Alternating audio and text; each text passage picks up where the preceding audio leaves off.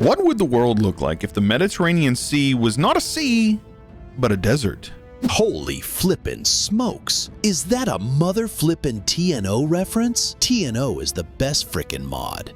Whether we drained it, it dried up naturally, or whatever could lead to something so dramatic like this to happen, the implications would be massive. Some Giga Chat on the workshop made this fun little mod, and we are going to see how this scenario plays out today. Worth noting, Aragon maintains its personal unions, but Venice loses all of its land that it would have down here, as they wouldn't have any, way of getting to it.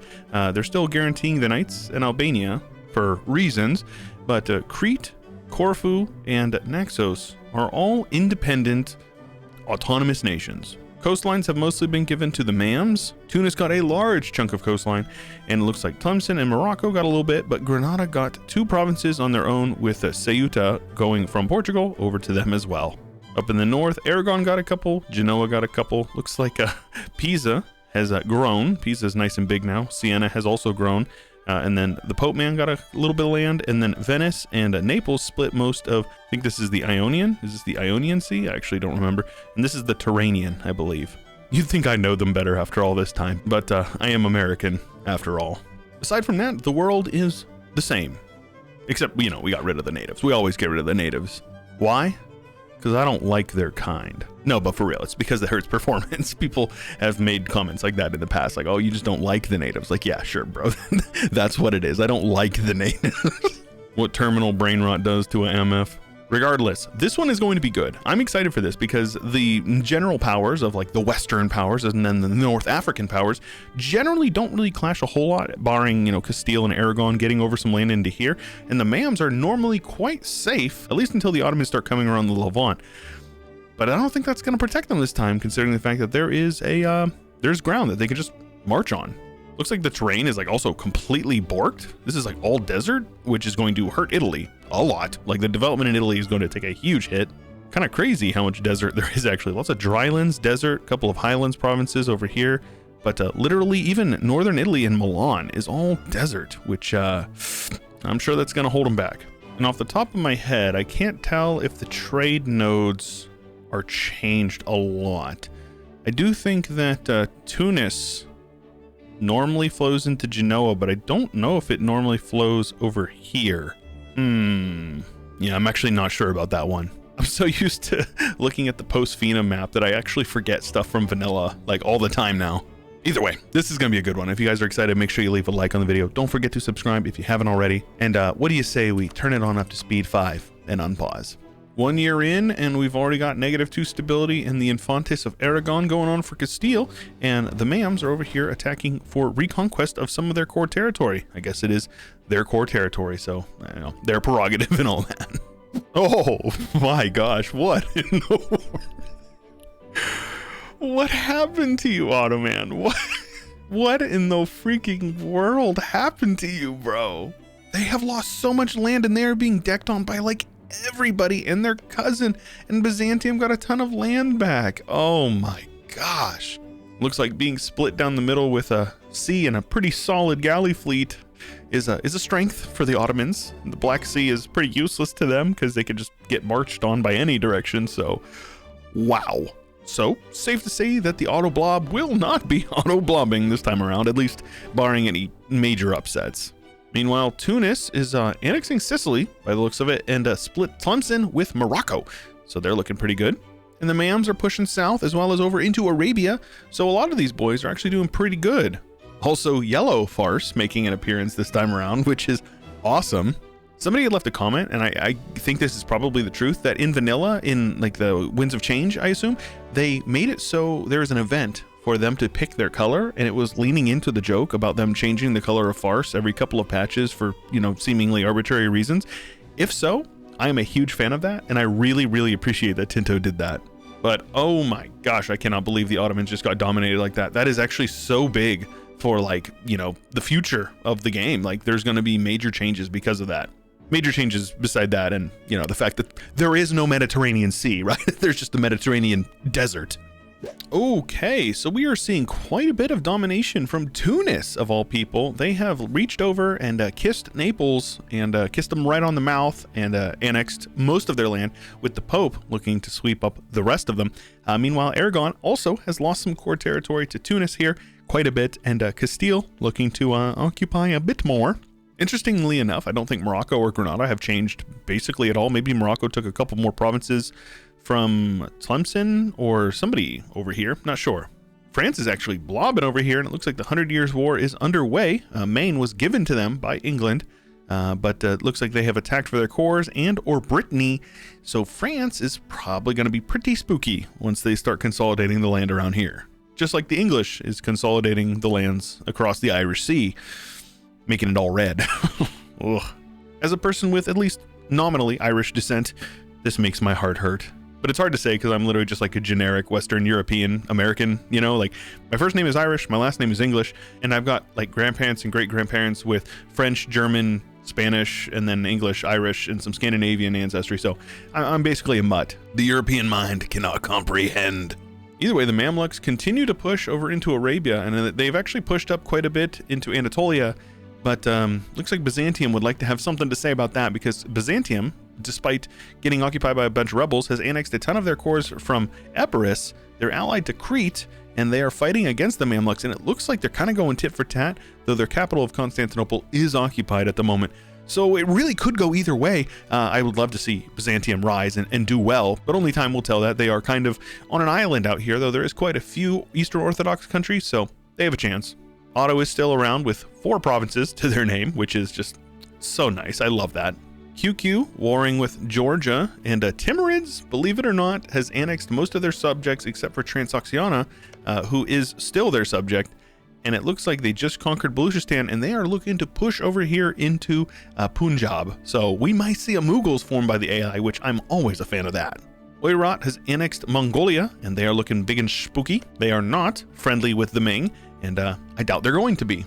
Muscovy and the Danes have split Novgorod. I always think that's kind of corny that Denmark uses Sweden to get into Novgorod. It happens like every single game, but you know, you take what we can get. And Poland, of course, got the PO of Lithuania as well as the March of Moldavia. Lots and lots of action for only 20 years in, eh? Tunis is finally looking like they're on the decline, with Castile taking some land from them as well as Morocco, and France possibly taking some land as well. Meanwhile, the Mams are absolutely not slowing down, pushing over here into the QQ, and looks like they're kind of going back and forth with Byzantium, though Byzantium is not looking good because Byzantium still has all of their horrific starting modifiers, and it's just very clear that they were designed with absolutely zero AI play in mind. So sadly, despite them being powerful and doing well, I think this is despite them being absolutely garbage in terms of like their starting situation. Regardless, Poland, Lithuania still going strong, beating up on Hungary at the moment, who is indeed separate from Austria, while Sweden has taken some land from Denmark as well as Norway because they are also independent. Meanwhile, Muscovy is doing their thing, and it looks like they are almost certainly going to form Russia, unless they can't get Viborg. I think they are required to have Viborg to form Russia. I might be wrong, but I'm pretty sure that's true. Out in the east, the Gurkhani Empire is doing well, and I think it is only a matter of time before they take Delhi and form the Mughals. And Ming still going strong, despite being surrounded by pretty spooky nations, even almost bordering Gurkhani. So we're gonna have to keep our eyes on Ming. They may actually have a decent run at it. We're 50 years in, and colonial Portuguese Brazil has a thing, and that is it in South America. And there's actually nothing going on up in the north yet.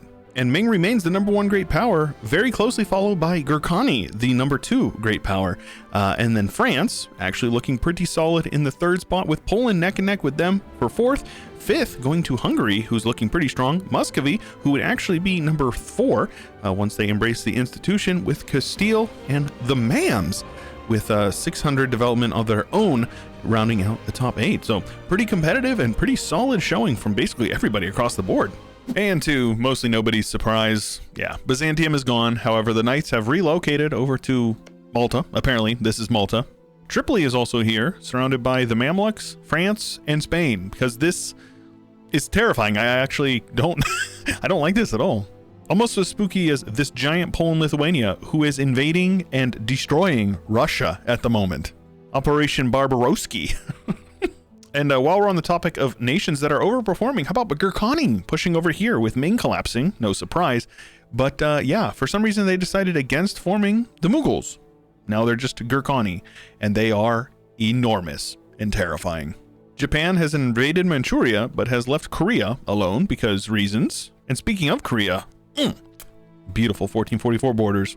Bengal and Bahmanis are still over here hanging out in India, but yeah, Gurkhani is bearing down on them. But Ayutthaya over here in Southeast Asia beating up on Lanzheng right now. So Ayutthaya looking to be the major boy in the SEA.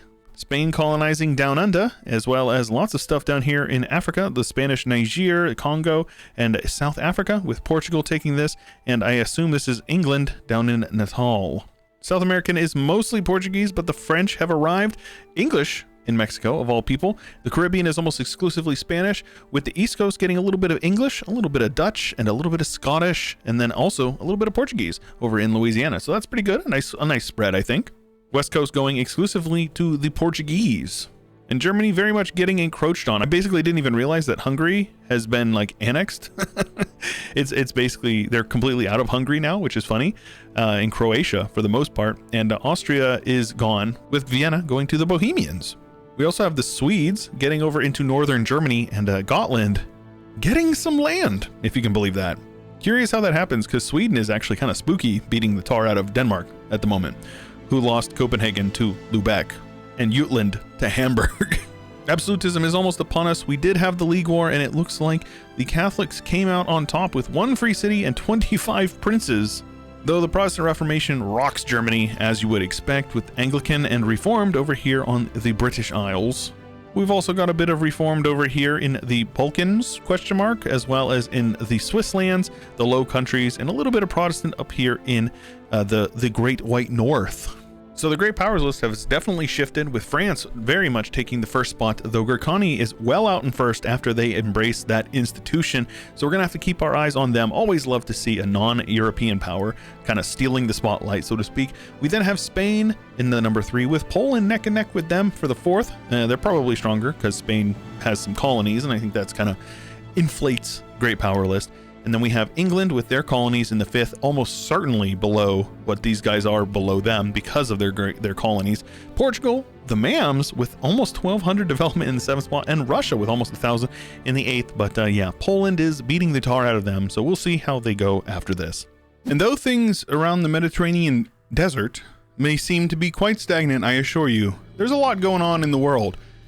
Namely, over here, where we have a very beefy Commonwealth, a very wimpy Sweden, Great Britain with Hanover and the Low Countries, very fitting, as well as a Russia who's hanging out. But the main star of the show is 100% Gurkhani, with their apparent incorporated vassal of Yuan. So we have an event spawned Yuan from their mission tree, which is so cool, so incredibly cool, and I am a massive fan of that. Looking down in the south, you'd be forgiven if you thought that, there was more Gurkhani down here, but this is actually Malwa in India, looking incredibly good, with Lanzheng apparently fighting back Ayutthaya, and even conquering a bunch of their land, splitting it with the French, who decided that they wanted a lot of the land over here, basically all of it, between them, the Portuguese, and a couple going to the Spanish, and New Guinea over here going to the British. And of course, Hopetown, the capital of Scotland, and surrounded by the Spanish Australians. And honestly, the colonial game is just very strong, with Spain controlling the majority of the development in Africa. And it does look like we've got the Dutch with one province over here in Ife, ruling it from their capital over here of Aruba, which I think is actually Curacao. I'm pretty sure this is Curacao. It's funny that it's called Aruba when it's owned by the Dutch, though maybe it was the Portuguese that named it Curacao. That sounds like a very Portuguese name. Regardless, South America remains blue for the most part, with the Portuguese in the south, the French in the north, the Mexicans conquered by the British, which is horrifying, along with their colonies over in the 13 colonies, Newfoundland, Vinland, who is a subject of the Swedish, right north of Swedish Louisiana, which is like Minnesota, Wisconsin, and Michigan. Louisiana, friends. We then have some Spanish and then Portuguese over here on the left coast, and aside from that, that's about it. And of course, the entire Caribbean going to the Spanish. Oh, I never realized this, but apparently every new province is just like salt. It's all salt. I love that. That's actually really funny. Get it? Like they drained it and then it's all salt. I may have mentioned it in the intro, but I saw one of the comments on this mod was like, is that a MFTNO reference? And it just made me laugh pretty good because it was just some stupid copy pasta, but I think it definitely is actually. And once Gurkhani embraces that institution, they are going to be the #1 great power by a decent margin, with the French, the British, and the Spanish all trailing quite a bit behind them. We then have the Portuguese, the Mamluks, the Commonwealth, and Malwa actually. Lots of development over in India, rounding out the top 8, with the Commonwealth rising quite a bit at 2 spots, perhaps even 3 spots after they embrace that institution. It appears that the revolution has come to France. Spain actually took quite a bit of a beating there and has recently lost all of their overseas territories, barring Pacifica Norte, with Portugal losing every single one of theirs except for New Portugal and Portuguese Louisiana, which the United States conquered basically all of. The British held on, doing pretty good. Finland popping out over here, which is pretty cool to see, and Russia getting pushed back by the Red Tide that conquered basically all of Asia, which is just horrifying, bro. Though Malwa hanging on down here, red, you know, maybe they don't see the color because they think that they're part of their empire. It makes sense to me, at least. We do have the Shogunate over here, who does have perfect borders in Japan. They even have some land in Korea, though that might put them in the sights of the big red blob. And sadly, Scotland got annexed by Spanish Australia. And it looks like there's been a bit of African revolution with Ndongo, Cuba, a couple of nations over here like Ashanti, Kong, popping all out of their former colonial overlords. And the Mams hanging on, like they still have all of their core territory as well as much of the land that they originally took over here in Arabia and Anatolia. And for some reason, Carpathia? So there you go. Obviously the Commonwealth had quite the fall from grace. Polotsk looking really good over here for some reason. And Latgalia, you don't ever see that tag. And how about Revolutionary Gotland? Big fan of that. Obviously Russia is a shell of what it once was. I don't think they're in the great powers list anymore. Spain probably is, though they've fallen, with I think the star of the show being Revolutionary France conquering much of the Mediterranean desert and all of France, most of Germany, the Low Countries, all of Italy. They're looking pretty dang good. Though it is pretty cool seeing Canada and the United States, though, you know, northern Pennsylvania and most of upstate New York going to Canada is a little sad to see, as well as some land over here in like the Dakotas and what is this, like Idaho, Montana. So they can have it, I guess. And the French held on to their colonies in the south, but aside from that, they're all independent, including Revolutionary Chile. Though none of them are important enough to make it to the Great Powers list over there in the New World, though obviously Gurkhani, 7,700 development is crazy. Revolutionary France, 5,500 in second place, and then another 1,500 dev down from them is Great Britain, which has quite a bit of colonies. You can see Great Britain has only 3,176 of their own development. The Mams in the 4th spot, Spain still in the 5th, despite getting absolutely gobbled up on by the French, as well as losing some land like Leon over there. We then have Malwa, that is no surprise at all, Somalia in the top 8, and Portugal remaining in the top 8 despite losing a very large portion of their colonial empire. We have a fully stacked economic hegemon for Great Britain and a fully stacked military hegemon for Gurkhani with over 1 million troops in the field, which is terrifying. Religiously, it's basically all Anglican for some reason, but Protestants over here in Sweden and like Finland, but that's literally it. Other than that, all the Christians are Catholics, except for Russia and a couple of these boys over here. They're Orthodox, but aside from that, it's all Catholic. New World is almost exclusively Catholic with a little bit of Anglican, but they're the minority. Even lots of Catholics down in Africa, conversions going on in South Africa as well as parts of the Congo, though Sunni seems to rule the day for the most part for the rest of it. Crazy to see Somalia, great power though. Number 7 great power. Shout out Somalia, I guess. The Sunnis of Gurkhani are benevolent rulers, not really converting any of the land, maybe a couple of provinces here and there, but for the most part, religious disunity is very much the rule over in this region, though it is kind of cool to see Mahayana Buddhism from Lanzhang taking over the majority of Southeast Asia. Big fan of that. I thought that these guys were occupied by the British, but they're actually occupied by Gurkhani, Sunni lines, the green line, so that's pretty good. Most developed province in the world over in France, 68. Development is crazy. 30 base manpower. London at 62. Leipzig at 58. Asturias over in northern Spain at 57. That is a coal province, so no surprise there. I think Leipzig is as well. Nassau, owned by the Pope, at 56. Kyoto, the shogunate, at 54. Lots of 50-plus dev provinces. Most of them, admittedly, are in Europe, but there's quite a few that are outside of, like this province over here, Gurkhani. We've got the Somalians, Merka, with 50 dev. That's respectable. The whole first page is 40-plus, except for the bottom couple here, with 39, but yeah, pretty impressive. Culturally, we're seeing quite a bit of conversions going on over here, with much of the Mediterranean desert following Occitan culture, and then Frankian over here in like northern Italy over into the Balkans, which is definitely something. I didn't look at what it was before we unpaused, but I don't think that's what it looked like. New World is American, English, a little bit of Scottish, but American over here in Mexico. A little bit of that reverse colonization going on. We've even got the Scots down here in Venezuela, so that's pretty nice to see. The French over here in Colombia. Brazilian, ruling South America. Brazil mentioned, of course. And then Portuguese and Castilian, with Mexican being exclusively outside of Mexico and the entirety of the Caribbean. Very nice. Pretty funny to see two Italian provinces, Lombard and Venetian, just hanging out over here in like the Alps. And I definitely reckon that Gurkhani did a bit of culture conversion over here to clean up these borders, consolidate them into some more cultures. That way they would be able to, you know, accept fewer cultures, because these are all part of their culture group. The blue ones, the Altaic group, but the Iranian group is not their culture group. They are Uzbek primary culture. Aside from that, we've got Castilian down under, Scottish, and then this Gimel Ray, which I assume is native. Though definitely the twist for me was the Ottomans just collapsing, just completely falling apart in the first like 10 years of the campaign. That was definitely a highlight for me personally. What did you guys think was the best part of this video? Let me know in the comments down below. If you liked it, leave a like on the video, subscribe to the channel for more, and I will see you guys in the next one.